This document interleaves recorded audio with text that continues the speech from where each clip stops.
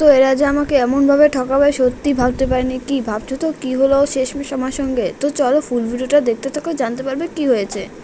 So hello everyone, তোমরা সবাই কেমন আছো? আশা করি সবাই ভালো আছো। তোমাদের ভালোবেসে আমি অনেক অনেক ভালো আছি।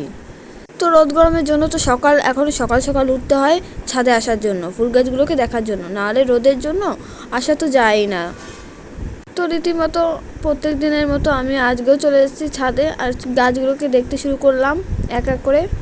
তো দেখো আমার গোলাপ গাছটা আস্তে আস্তে কত বড় হয়ে যাচ্ছে দিনকে দিন। 3-4 বার তো এই গাছটা ফুলও দিয়েছে, আরও অনেকগুলো করিও এসেছে। তো তোমরা আগে যারা আমার ভিডিও দেখেছো তারা জানতে পারবে যে আমি এই গোলাপ গাছটা ডাল থেকে বানিয়েছিলাম। তো কুঞ্চিলতা ফুল গাছ হচ্ছে আমার কাছে একরকম কালারই আছে। তোমাদের কাছে কী কী কালার আছে আমাকে একটু কমেন্টে জানিও। তো ঠিক আমার কাছে এই গোলাপি কালারটাই আছে, অন্য কোনো কালারে নেই। তো প্রত্যেক দিনের মতো দেখো পত্তুলিকা গাছে কতগুলো করিয়ে এসছে। তো পত্তুলিকা ফুলগুলো কিন্তু খুবই সুন্দর, আর কোনো যত্ন ছাড়াই গাছগুলো কি সুন্দর হয় আর অনেক অনেক ফুল দেয়।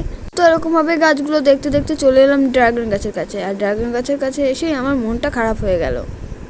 মোট আমার ড্রাগন গাছে করে এসেছিলো মোট 4টে, তো এর মধ্যে থেকে 2টো আগেই নষ্ট হয়ে গেছে। তো তারপরে এখন দেখি কিনা এটাও নষ্ট হয়ে গেছে। মনটা না একটু খারাপ হয়ে গেল।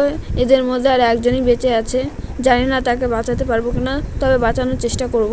আর এই ফুলটা কবে ফুটবে তোমরা একটু কমেন্টে জানিও তো, কারণ ফার্স্ট ফুল তো আমি জানি না কীরকম বড় হলে ফুল হয়। তো চলো এরকম ব্লগ দেখতে হলে সাবস্ক্রাইব করো। টাটা।